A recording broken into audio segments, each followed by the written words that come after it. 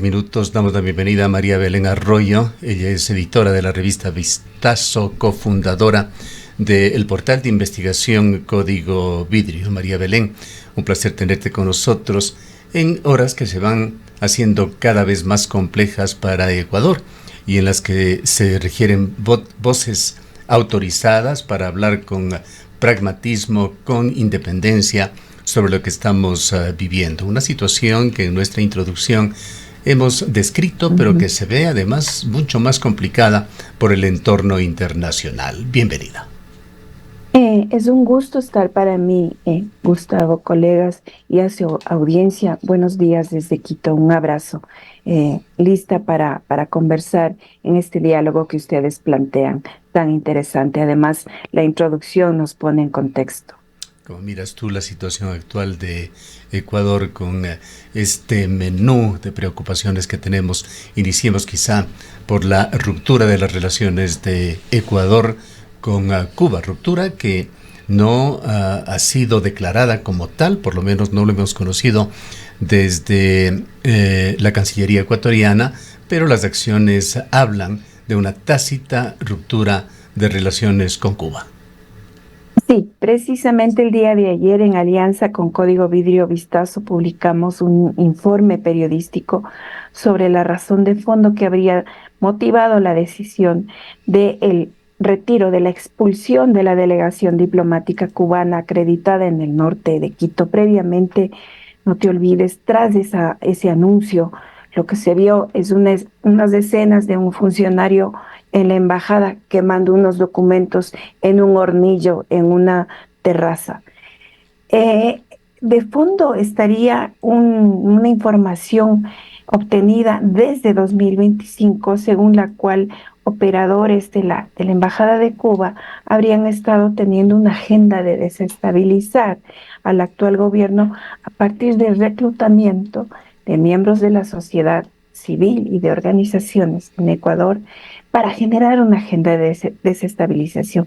Esto ya se vio en 2019, esto no es nuevo. Digamos que recordemos estas protestas de octubre de 2019 en gobierno de Lenín Moreno. Se dieron unos eventos de altísimo componente violento. El punto máximo, el clímax, fue el 12 de octubre de 2019. Al día siguiente, un grupo importante de pseudo conductores de taxis extranjeros fue detenido, algunos sin documentos, eso en inmediaciones del aeropuerto, algunos sin documentos y otros con dinero, y otros tenían en su celular información de las actividades y desplazamientos presidenciales. Hay antecedentes de, llamémoslo así, intentos de espionaje. Este es el argumento. El tema es porque es el timing, porque es el momento de la expulsión ahora. Estamos a horas de esta reunión de este eje de presidentes afines del presidente Trump. Y ojo, que no se nos pierda de vista, estamos a días de la firma de este acuerdo comercial con Estados Unidos, donde se toman unas decisiones radicales de ingresos de productos de uno y de otro lado, con privilegios, con arancel cero. Y esto es el momento que tú tan gráficamente lo describes, en este momento en que estamos alineándonos como país hacia las políticas de Estados Unidos, y hay que leer, estamos de acuerdo. La expulsión de la delegación diplomática se da en este contexto, no tiene otro componente político. Los indicios de esta agenda desestabilizadora no son actuales, se vienen arrastrando desde 2019. Tras esta expulsión del cuerpo diplomático de Cuba, que es lo más reciente y lo más fresco, los hechos que se dieron con México, los que se han dado con Colombia, van configurando un esquema. No parecen ser ya de ninguna manera, ratificando muchas percepciones que han habido en ese sentido, situaciones aisladas. Develan un claro lineamiento, posiblemente una política de Estado. La pregunta sería, ¿está Ecuador dejando definitivamente de lado el fin de una política de no alineación? Es una excelente pregunta y para entender el contexto, cada decisión de esta magnitud trae consecuencias. Recordarán ustedes en abril de 2024, cuando hay el ingreso, los primeros días de abril, de este grupo uniformado a la sede diplomática de México, también en el centro norte de Quito, al frente del estadio funcionaba esta embajada. Lo que ocurre es que a renglón seguido, el presidente colombiano, Gustavo Petro, reclama como un acto violatorio a la soberanía mexicana y al hacerlo decide unilateralmente suspender un mecanismo de coordinación binacional Ecuador y Colombia. Este mecanismo llamado gabinetes binacionales venía activado año a año como una manera de coordinar situaciones vecinales, porque Ecuador y Colombia tienen esa realidad geográfica. Cuando Ecuador tiene este hecho de ingreso a la Embajada de México, de toma del ex vicepresidente Jorge Glass, ya hubo una secuela, pero no fue magnificada. Se suspendió unilateralmente por el lado colombiano un mecanismo de coordinación de gestiones binacionales, como tú dices, Gustavo, son de estado a estado, no es de presidente a presidente. Son dos estados coordinando temas tan claves como intercambio comercial, seguridad, por cierto, cuestiones limítrofes y un abanico de temas. Al suspenderse esos diálogos, el último de aquellos se realizó en 2023 y no hemos vuelto a sentarles en la mesa a estos gabinetes encabezados por sus presidentes. Ya fue una ruptura y ya fue un quiebre. El anuncio de los aranceles a Colombia a inicios de este año en una decisión unilateral por parte de Ecuador va en esa línea de generar estas fricciones. Anunciada además en el mejor escenario, en el más público, Davos. Perdón por la interrupción. Por cierto, entonces, esto te da un contexto, porque no es solo quién lo dice, sino cómo y dónde lo dice. Pero sobre el otro tema no había habido un acuse de reacción. O sea, por cierto, no te olvides, en Colombia teníamos la primera mujer diplomática embajadora de carrera que llegó a esa delegación. Era un hito tener una persona de carrera en la Embajada de Colombia y después, por decisiones políticas internas, fue cambiada por otro personero del círculo de confianza del presidente Noboa. Tú ahí entiendes, el manejo diplomático requiere una experticia, requiere un conocimiento, por cierto, y tú no puedes delegar porque yo soy de tu círculo de amigos, me voy a Colombia, voy de consejero y después soy un embajador. Entonces, hay cuestiones que requieren manejo técnico, por cierto, situaciones bilaterales requieren ese manejo y en ciertos momentos no vemos el manejo. ¿Merece el momento una explicación, más que una explicación, un boletín que se dirija al pueblo ecuatoriano para explicar estas situaciones, particularmente la última, la más reciente de Cuba? Sí, a ver, nosotros planteamos que no ha habido una política integral de comunicación más allá de ciertos mensajes unilaterales que han venido desde Carondelet o de ciertas entrevistas, digamos, con medios preseleccionados. Creemos entrevistas un poco a la carta que ha dado el presidente. Medios faranduleros en su mayoría. Y ya, entonces, nosotros creemos que sobre temas tan importantes, tan fundamentales para el devenir diario del país, no conocemos en esencia cuál es el alcance, el contenido, las implicaciones de una política integral de seguridad. Este rato no podemos decir. Cuando tú mencionaste y ustedes mencionaron en esta introducción, vamos de estado en estado, de renovación en renovación permanente de los estados de excepción. ¿Qué implica esto? Violación a ciertas libertades ciudadanas. Pero eso se tradujo, por cierto, en una merma de índices de violencia. Aquello no ha ocurrido en el país desde el año 90. Eso está publicado en la edición de Vistazo ya en circulación. Hemos vivido 6 momentos de violencia, pero las últimas fases son tan rápidas que cambian cada año, cada 2 años. Este momento estamos viviendo una hiperfragmentación de estructuras criminales. La muerte del Mencho, de este ciudadano del cartel Jalisco Nueva Generación, ¿tienen implicaciones en Ecuador? Claro que tiene, porque el cartel Jalisco Nueva Generación se apoderó de territorios ecuatorianos y ustedes en Azuay han vivido la presencia de los lobos en las minas, en el sector minero, y los lobos han sido los operadores locales de Jalisco Nueva Generación. De ahí los niveles de violencia que se vieron cuando llegaron, los niveles de violencia que hoy se ven en Machala, hoy territorio en disputa por además facciones de los lobos. Lo que pasa afuera por este efecto mariposa, un aleteo de una mariposa puede causar un tsunami en el Océano Índico. Sí, porque lo que pasa en un punto tiene implicaciones en otro. ¿Cuál es el reposicionamiento de Ecuador en materia de seguridad? Tras la caída del Mencho, la respuesta hoy por hoy estamos viendo es armas, sofisticación de equipos, llegada de actores uniformados. Esa es la respuesta. Nosotros creemos que es una respuesta incompleta, porque no se ven acciones en territorio y son en las zonas donde está campeando a la marginalidad, la pobreza, la falta de oportunidades, donde estos territorios entran a la fuerza y reclutan a la gente por la fuerza, pero además son más deficientes que el Estado en darle respuestas a las poblaciones. Los lobos llegan y ejercen autoridad, desplazan a la autoridad local. Esa es una práctica de estas estructuras criminales.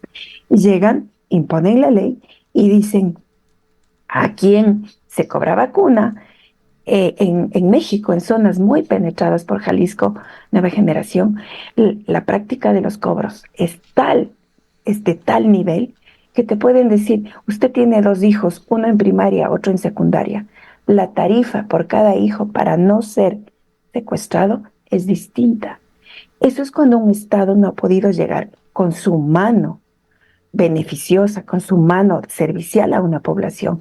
Llega un actor criminal con la mano violenta, pero cuando el Estado responde con la mano más violenta, ¿dónde queda la población? Esa es la gran interrogante. Las poblaciones están en medio de 2 fuegos. ¿Y qué tienen que hacer? Esa es la pregunta que yo creo este rato no está resuelta, y hay mucha gente que yo entiendo está en medio de estas presiones.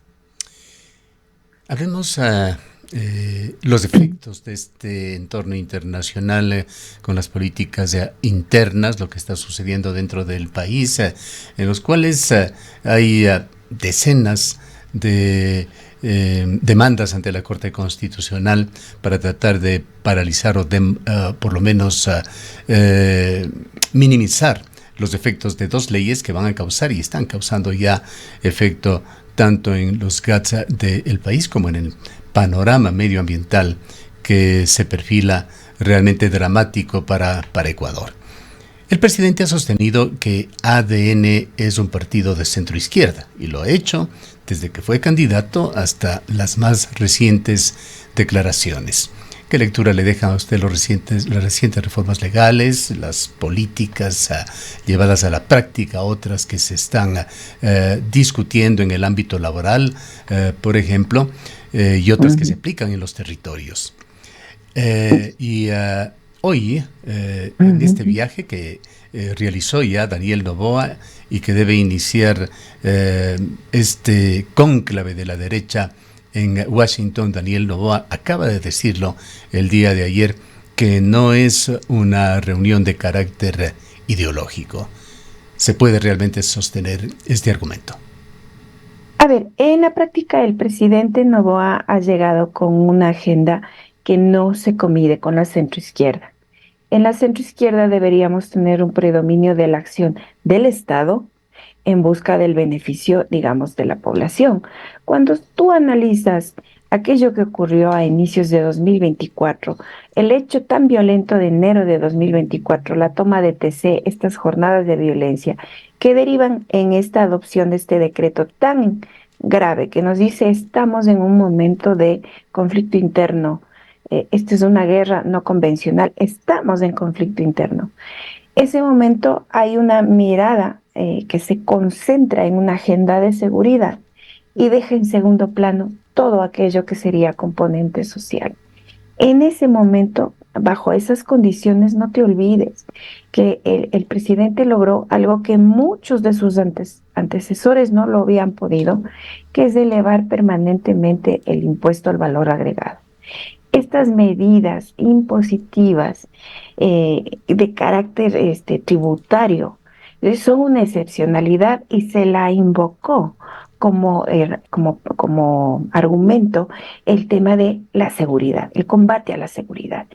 Esa adopción de esas medidas, digamos, no se conviven con un modelo en que el Estado está fortalecido y buscando a los ciudadanos entregar políticas públicas, revertir en una política pública de servicio. Digamos, en teoría nos estaban ofreciendo seguridad.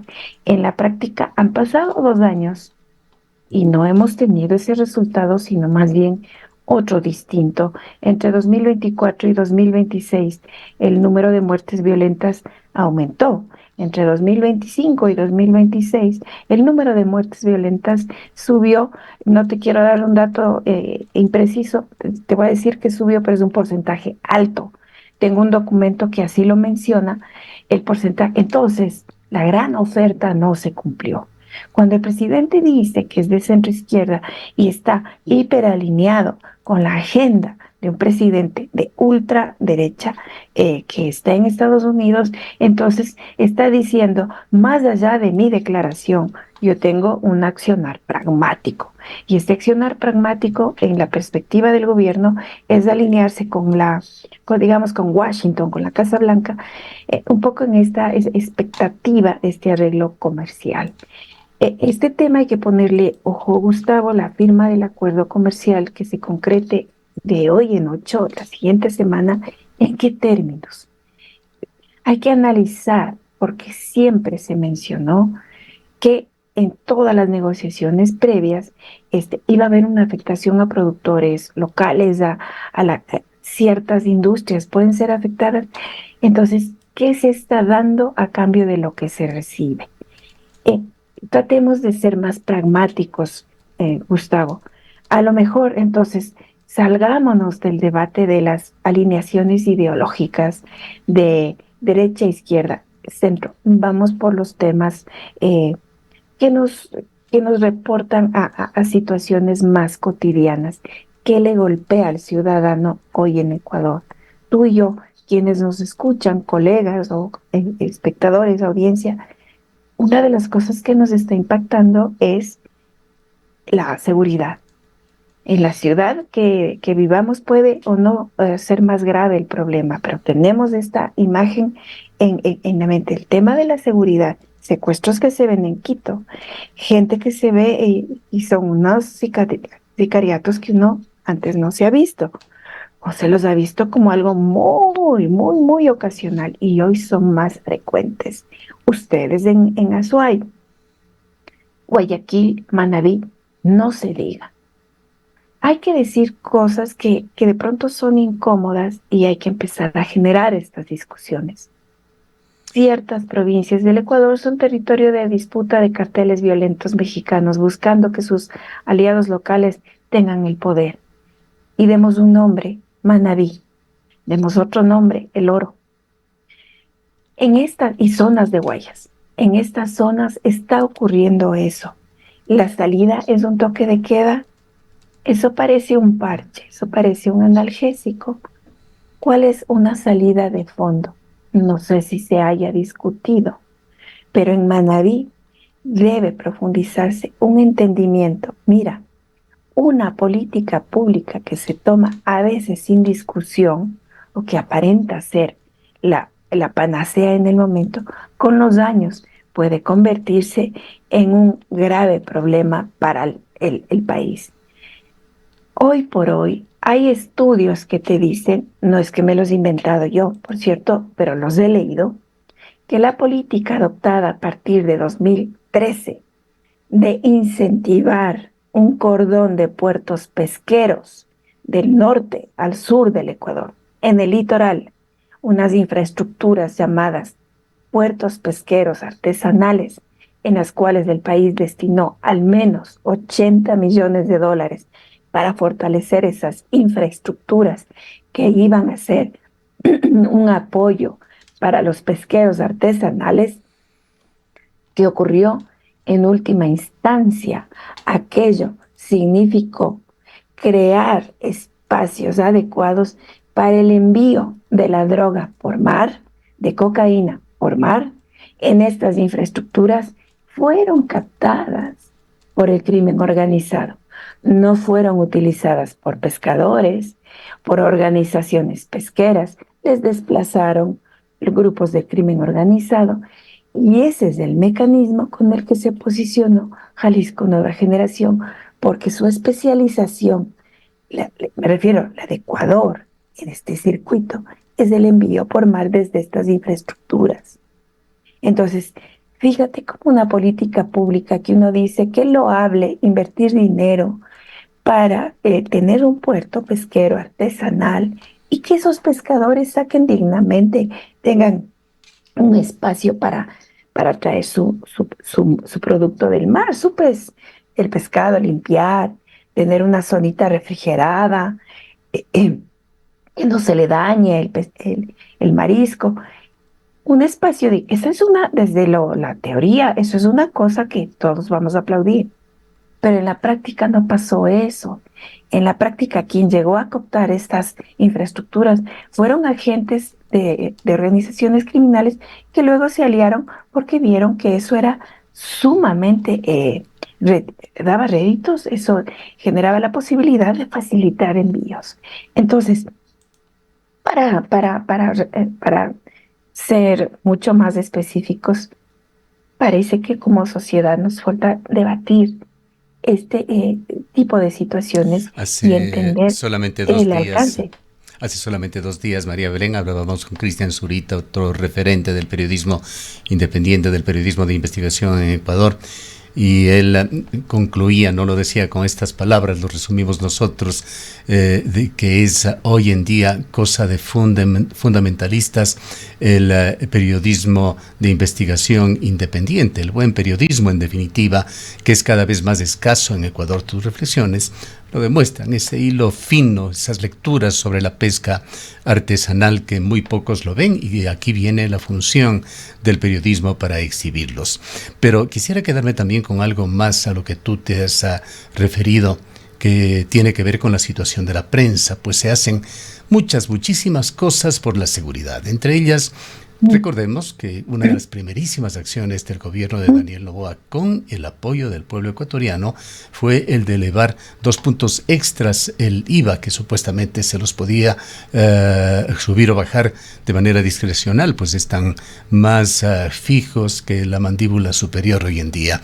Esto significó un ingreso de 1.300 millones de dólares, poco más o menos, anuales para el país, de los cuales se ha mostrado pragmática, objetivamente, que solamente un 20% en realidad han sido invertidos en el tema de seguridad. Pero vamos al tema de la prensa, esos filtros, ese tamizaje puesto a manera de unos lineamientos dados, nada menos que por el Comando Conjunto del Ejército Ecuatoriano, que hasta donde conocemos no ha sido derogado, a medios y periodistas que puedan o no cubrir los operativos de seguridad.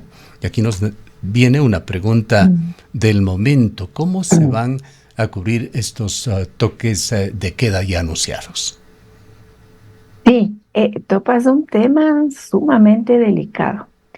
En medio, no te olvides que estamos viviendo una narrativa de conflicto interno. Esto quiere decir que el presidente usa unas palabras más coloquiales que estas de conflicto interno o conflicto armado no convencional. El presidente suele referirse al tema de estamos en guerra y como presidente voy a dejar todo en esta guerra porque voy a dejar paz para el pueblo. Este es un gran dilema. En una guerra suele haber los primeros caídos. Planteémonos en México, que sería el referente porque he hecho muchas alusiones al cartel Jalisco Nueva Generación. Los primeros caídos son los periodistas, cuando empiezan a hablar en territorio sobre los problemas hiperlocales y son muy incómodos para los grupos violentos.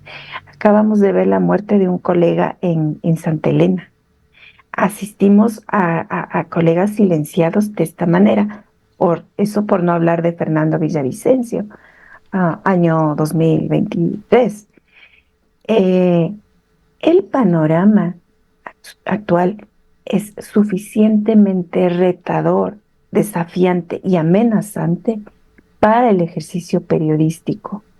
Ya tenemos que tener situaciones de pensar dos veces cómo llegar a un sitio para una cobertura, cómo salir del sitio sin haber sido víctimas de algún tema violento. Como para añadirle, me refiero, es tan violento la situación, es tan amenazante o es tan desafiante en ciertos territorios más que en otro además, como para establecer estas limitaciones, esta especie de identificación de medios que son un poquito más, vamos a decir, blandos, a ellos les vamos a dar un poco más de facilidades. En una sociedad amenazada por la violencia, quienes están en primera fila son quienes se encuentran en las labores de la prensa, los que investigan. ¿Qué se debe hacer al respecto? Generar por lo menos espacios de diálogo para exponer estos temas y decir en una conversación franca con las autoridades. Desde 2018 y justo desde marzo de 2018, este país entró en una nueva fase. Esta nueva fase es la presencia de actores extranjeros que con el poder de la violencia, con el poder destructivo de una bomba que detonó en el cuartel policial de San Lorenzo, en Esmeraldas, nos dijeron que ahí estaba un frente Oliver Sinisterra. Esas son disidencias de Colombia, de las FARC. En ese momento ya empezó otra etapa y el corolario de esa etapa fue el crimen, pero primero el secuestro de 3 colegas del diario El Comercio. A partir de eso, ¿qué niveles de protección se han dado para el periodismo ecuatoriano? Yo me atrevo a decir, yo no los he visto, estos niveles de protección. Más bien lo que veo es este endurecimiento de las condiciones para trabajar y acceder a información. Tú planteaste algo súper importante, Gustavo. ¿Debería un periodista estar en un operativo donde tú ves gente armada? Yo me pregunto, ¿es o no prudente? ¿O en un sentido de preservar la integridad del periodista? Esa es una discusión a darse a partir de un protocolo de seguridad. ¿Cómo debe actuarse? Si hay el país y ciertas zonas ya hemos vivido momentos de toques de queda. Esto nosotros lo vemos de lejos. ¿Qué implica en Sucumbíos, en la frontera norte con Colombia? Un toque de queda en Lago Agrio, donde muchos negocios locales se abren por el calor desde las 10 de la noche, donde te vende el señor de los pinchos, la señora de las cervezas, y te dicen toque de queda. Eso puede matar también el comercio en ciertas zonas. No quiero generalizar, pero hay decisiones que a veces en la superficie parecen muy buenas, pero analizando el impacto desde lo local, si te preguntas, ¿esto va a resolver el problema o lo puede agravar? Aquí tendríamos quizá que cuestionarnos entonces también, Sí, María Belén, la calidad, diría, de esa rama especializada del periodismo de los reporteros de guerra, posiblemente en el centro de Jerusalén hay más riesgo, sin duda, que en estos recintos rurales de Ecuador. Todas esas enseñanzas, esa historia escrita por Kapuscinski, tendríamos que dejarlo de lado. ya, como tú lo planteas, son contextos importantes, pero tú usaste un verbo importante que yo creo que debe ser parte del vocabulario permanente de un periodista. Nosotros como periodistas tenemos que aprender a cuestionarnos todo y todo el tiempo. Indudablemente. Cuestionarnos qué es, a ver, qué cobertura es segura este momento desde Cuenca. Tú, desde Cuenca, tú viajarías a la zona hablemos de Ponce Enríquez, viajarías a decir, bueno, voy a ver porque sé que aquí están en un tema de vacunas, entraron los militares, eh, hubo unos secuestros, recuerdo haber reportado unas decapitaciones año 2024. Tú te preguntas, ¿conviene que yo vaya a ese territorio en un contexto de hiperviolencia Claro. o puedo reportear de Indudablemente otras, no, de otras no maneras? se deben llegar a acciones temerarias. El caso quizá más visible fue el asesinato de los periodistas del Comercio. Exacto. En ese entonces no nos hacíamos los cuestionamientos que hoy nos tenemos que hacer por la fuerza, porque ya vimos crímenes, porque vimos muertos y porque después de los colegas del comercio hubo otros crímenes. Recuerdo en Manta, 2 colegas, yo escribí las notas y a veces uno dice, ¿qué pasó? ¿Por qué no se conduelen? Porque parece que la sociedad llega a anestesiarse cuando escucha ya con demasiada frecuencia estas noticias de los colegas silenciados, de los periodistas silenciados, genera un efecto de indolencia y de anestesia general. Si yo te digo, no hace poquitos días se conoció de mi colega en Santa Elena y el peligro es decir, uno más. No, no, ¿en qué condiciones cayó este compañero? ¿Qué le pasó? ¿Qué notas importantes que podían afectar a una estructura de poder, digamos, o de criminalidad organizada, estuvo mapeando esta persona antes de ser asesinada? Voy a citar los nombres porque los tengo, me vienen a la memoria. Un colega Gerardo, el colega de Hola Manta, que uno dice son medios locales que reportaban lo que pasaba. A uno de ellos le Así dijeron, es. venga a reportar que ha habido un tema de un accidente. Llegó y le mataron. Esos son situaciones que se dieron este, coordinadas. No, no, no es que fue una cuestión casual, cayó en víctima colateral. Eso fue planificado. Entonces, ahí es que tú te pones a pensar, estamos llegando a escenarios donde se normalicen los crímenes de periodistas.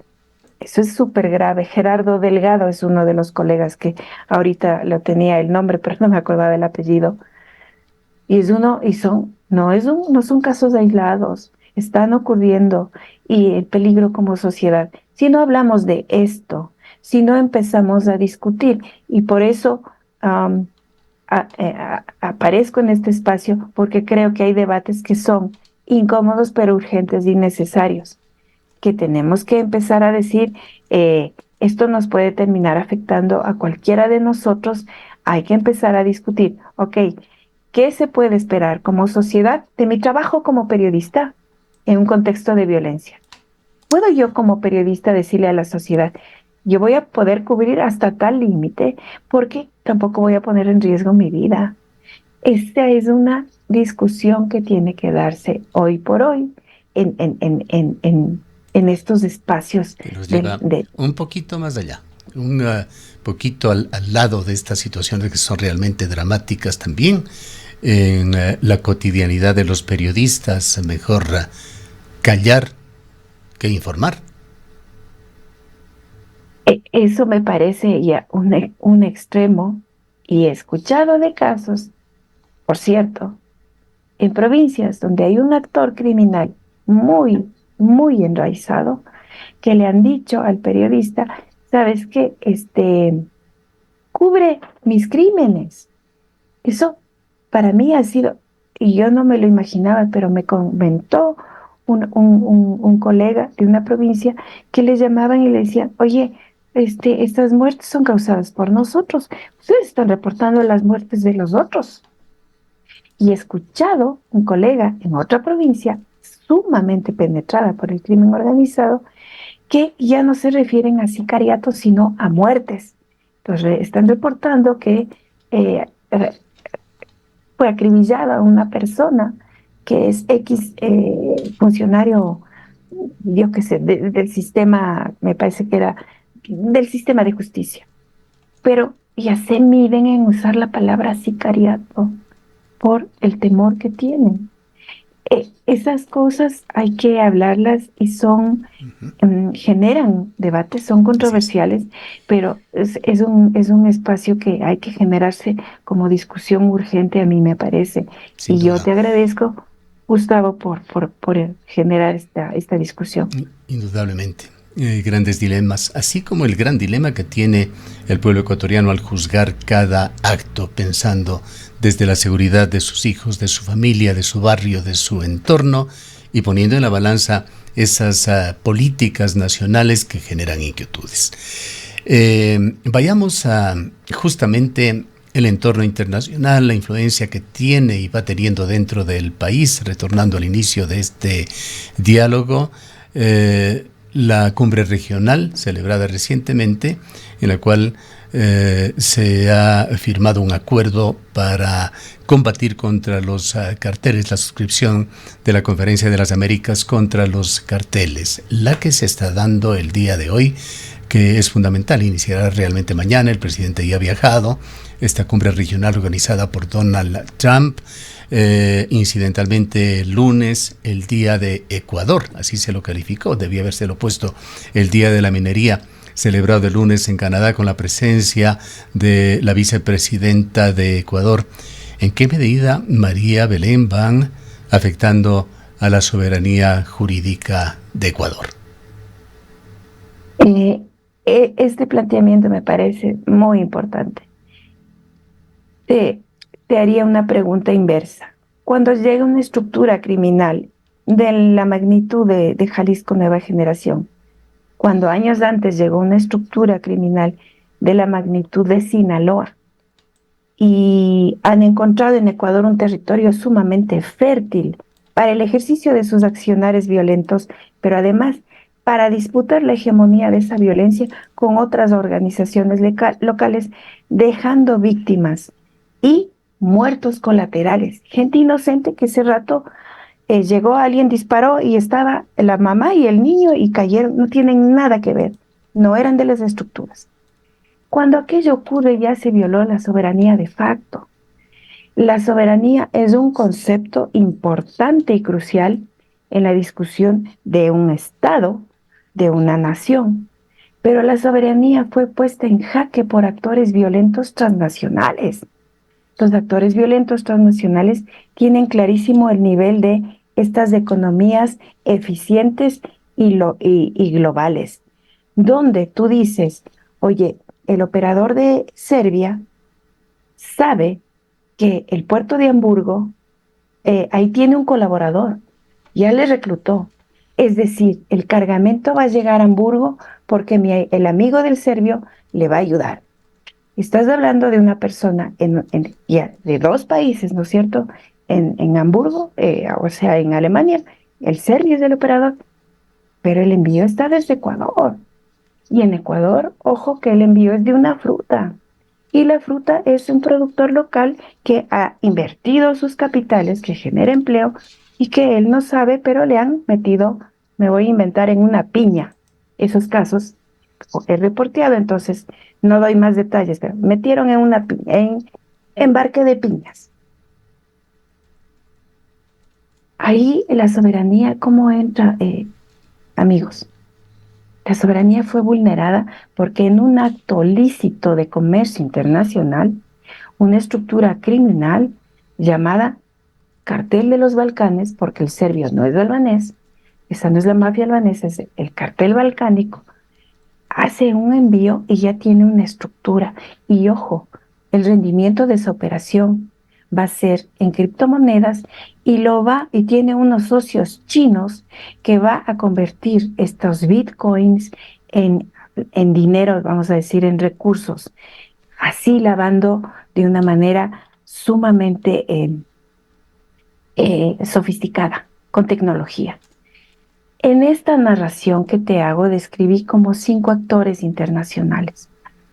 ¿Cómo tú investigas una organización, una estructura de esa naturaleza y con esa complejidad, si no es con inteligencia o con intercambio de información? ¿Eso viola o violenta la soberanía? Es discutible, pero si tú no tienes un marco de cooperación, Estado con Estado, no de gobierno, sino de Estado, y tú no tienes instituciones fuertes y no penetradas por el crimen organizado, no puedes hacer esas investigaciones. ¿Qué tal que llega a un operador de justicia que les colabora al crimen organizado y recibe una información crucial llamada asistencia penal? Y él le filtra, eso ha pasado. Policías que van y le dicen, oiga, le están investigando ya a su compadre, el empresario. Entonces, hay que mantener, yo soy partidaria de que la soberanía es un concepto muy importante, pero creo que la dinámica actual de criminalidad y lo que hoy llaman gobernanza criminal nos hace replantear ciertos conceptos a la luz de nuevas realidades y nuevos desafíos. ¿Qué es lo que pasó? Y recordemos, te doy este ejemplo, más o menos post-2010 hubo un trauma, una crisis policial en este país y las autoridades de la época, y recuerdo, se filtró un documento que decía que los carteles mexicanos están en Ecuador y las autoridades de la época lo negaban y era un hecho que estaban actuando aquí Sinaloa. Y Sinaloa, vamos a decir, no hablemos de buenos y malos, pero no tenía este accionar. Sinaloa lo hacía en silencio, porque su operación, que se enfocaba más en las narcoavionetas o en los envíos silenciosos, no le estaba disputando a nadie en un sentido de tenía sus operadores locales, enviaba, pero cuando llegan nuevos actores a disputar este pastel tan apetecible, además con estos, añádele los ingredientes de la minería ilegal y de otros componentes, la extorsión, eso trajo más violencia. ¿Qué hubiera pasado si entre 2010 y si entre del 2000 al 2015 identificábamos que venían estos actores criminales mexicanos y estos actores balcánicos?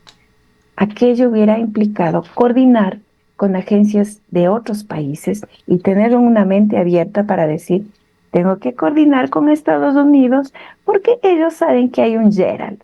Pero acá no sabíamos. ¿Sabes quién supo que había un Gerald? Colombia. Gerald es el así llamado Pablo Escobar ecuatoriano. Es posiblemente uno de los operadores de Jalisco. ¿Por qué cayó Gerald? Porque Colombia le encontró, porque Colombia le detectó y se puso de acuerdo y dijo, oigan, siémbrenle un cebo a Gerald. Era una mujer, una exuberante, que le convenció a ir a Cali. Cuando él fue a Colombia, ya le cogieron y le extraditaron. Pero por estas razones ideológicas, como no había intercambio de información en mucho tiempo, no se supo la gravedad de la amenaza que venía. Indudablemente estas situaciones se dan. Incidentalmente te comentamos a nuestros oyentes que una colaboradora de este medio de comunicación estuvo la semana pasada en Colombia viajando en un bus interdepartamental y atestiguó allí una persona que iba al lado con un teléfono celular, iba coordinando acciones delictivas en la capital de la República. Señalaba cosas como que asesinatos ahora no, que se preocupen más bien de ir cobrando a los distintos segmentos de comerciantes dicho sea de paso, de mínimo tamaño en la capital de la República. Así se están dando las cosas. Hay toda una red internacional que está actuando sobre Ecuador, y esto es un tema de bajo nivel el que relato. Imaginémonos en las cosas más grandes. En todo caso, tu respuesta a mi pregunta anterior sobre temas de soberanía lo tomamos como un sí, de que efectivamente se va afectando la soberanía en Ecuador, la soberanía jurídica inclusive, que tenemos que ir adaptándonos, aceptando estrategias de inteligencia y que las decisiones de nuestra débil institucionalidad judicial, van a depender cada vez de un marco multilateral diseñado en el exterior, en forma de consenso, esperemos, y que ojalá buenos criterios de Ecuador se estén sumando también en estas decisiones. Pero allí cabe una pregunta: ¿cuáles serían los límites? Es importante. Un pueblo tiene que saber fijar la cancha a la autoridad. Una sociedad tiene que saber fijar la cancha. ¿Qué hace el periodismo? Te da los elementos para que la sociedad sea la que fije un límite. Esto es bien importante. Si tú dices, para tomar una política pública relativa a seguridad, debe haber tanto secretismo. Hay un límite al secretismo. Digamos que, ¿por qué? ¿Por qué hay secretismo sobre decisiones? Entendamos algo. Si mañana hay un operativo en X territorio, porque ahí me invento una persona secuestrada y corre la vida de un inocente y van a entrar, tiene que saberse antes, no tiene, por el riesgo de que se fugue. Si le van a capturar a un líder de una estructura y aquello tiene que ser manejado con reserva, sí, porque si se conoce antes, esta persona va a fugar. Pero en lo que tú planteas, tiene unas dimensiones un poco descomunales, diría yo. El límite debe plantear la ciudadanía. No te olvides. ¿Te acuerdas? Podemos refrescar un poco la historia. La caída de Lucio Gutiérrez, abril del año 2005. ¿Por qué cayó Lucio Gutiérrez? En última instancia, ¿por qué derribó una estructura que era esta institucionalidad de la Corte de Justicia, que ahí tenía otro nombre en esa época y tenía un número de magistrados que era distinto? Si no estoy mal, eran 31 y se llamaba Corte Suprema de Justicia, y puso una especie de cuerpo que tenía unas afinidades políticas con fines de impunidad para un socio político del gobierno de esa época. La gente dijo basta, y la gente lo dijo de una manera contundente. ¿Qué es lo que ha pasado últimamente? Que ciertas expresiones de poder con autoritarismo han pasado sin mucho debate de la ciudadanía. Yo no estoy diciendo que el llamado a la movilización sea siempre la respuesta. Por cierto, que no se interprete así. La respuesta no es necesariamente o siempre salir a la una a protestar, pero se puede buscar espacios para decir, a ver, vamos, toda una semana vamos a hablar de lo que ha pasado en justicia en Ecuador y vamos a convocar a muchos sectores de qué ha pasado en justicia. Tenemos un consejo de la judicatura donde ha presidido un señor que era parte de la estructura del caso Metástasis, que le colaboraba al narco. Y después hemos tenido otro presidente que de la judicatura, me estoy refiriendo a este órgano de la justicia que regula la justicia, un presidente que salió sin legitimidad por este problema de denuncias de que un emisario de él le quiso coaccionar, le quiso inducir a un abogado valiente, el doctor Serrano, coterráneo de ustedes, cuencano. Por eso sale. Yo sí creo que ahí debimos Yo escribí todo lo que pude, pero si ya no puedo más. Escribí todo lo que pude buscando todas las fuentes posibles para entender la crisis de la justicia. ¿Qué tal si muchos sectores, si muchos gremios, Gustavo, si colegios de abogados, si facultades de derecho, si estudiantes hacen la jornada de la justicia en Ecuador? Veamos los puntos sobre las 10. ¿Tú crees que ahí habría un poquito más de deliberación antes de tomar decisiones así, como decir, al apuro sobre temas de justicia? Por lo menos había un poquito más de voz crítica, de gente discutiendo, apoderándose de un tema tan particular, pero tan crucial y tan fundamental como es la justicia en el país.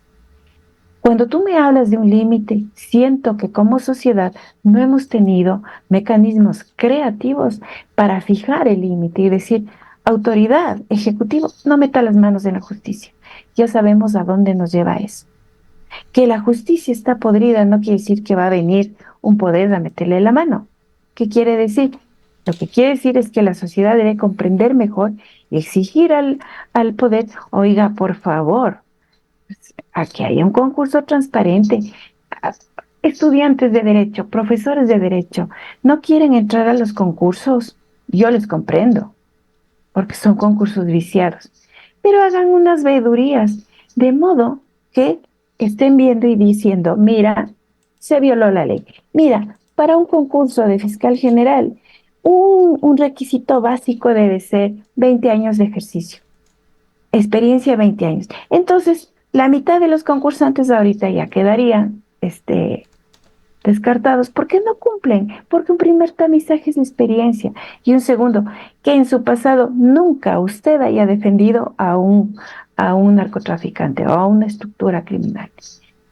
Vas poniendo tamices para que no pase por la ventana cualquier candidato y además candidatos que pueden ser manipulados.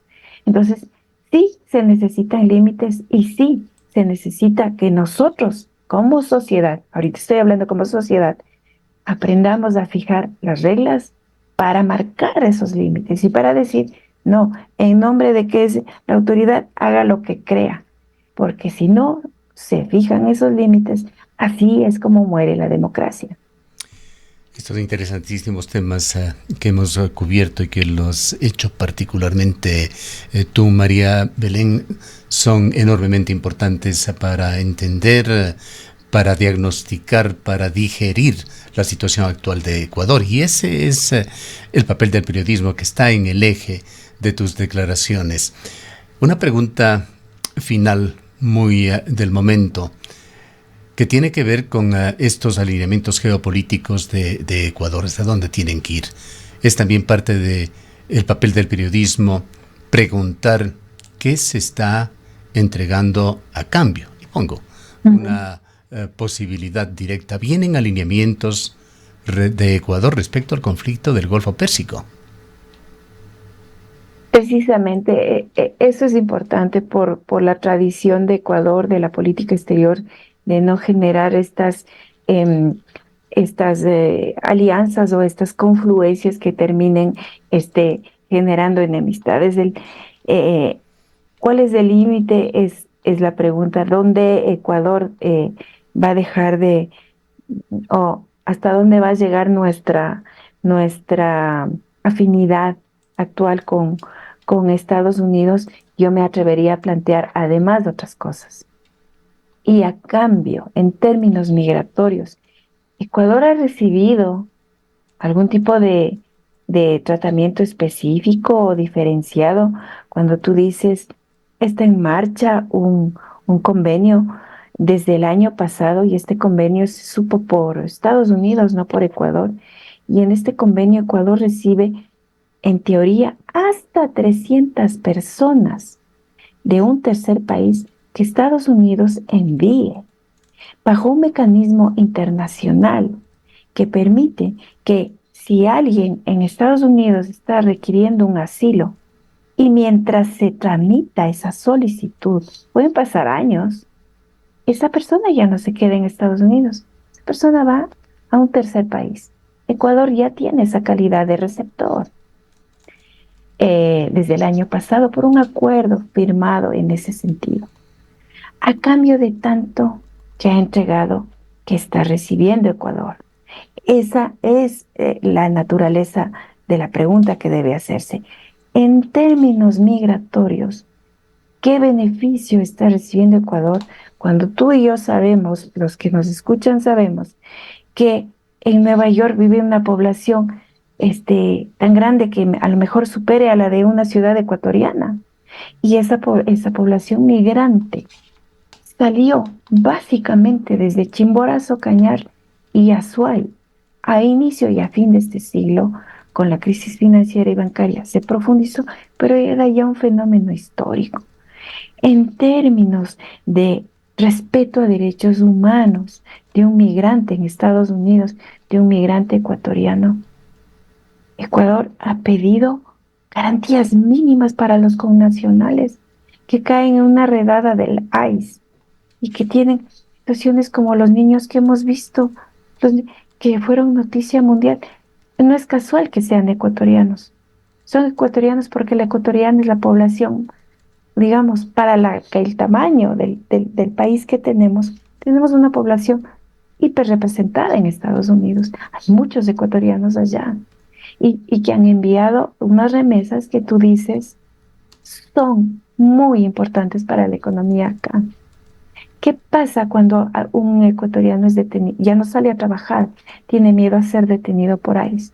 Está dejando de mandar remesas.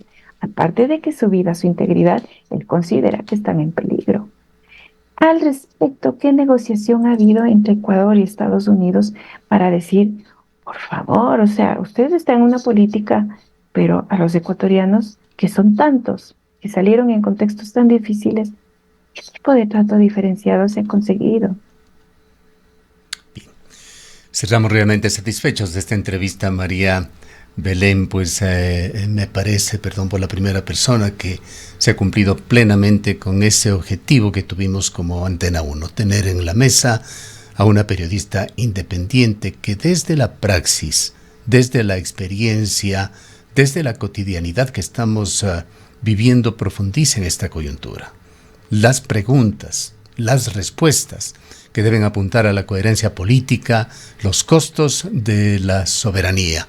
Opinar además con libertad, con pragmatismo sobre la sostenibilidad del modelo de Daniel Noboa. Muchas gracias por tu presencia.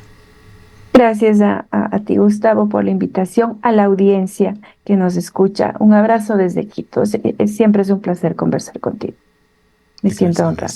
María Belén Arroyo, editora de la revista Vistazo, cofundadora del portal Código Vidrio. Son las 9:20. Dicen que tu casa no es solo un lugar, es un sentimiento.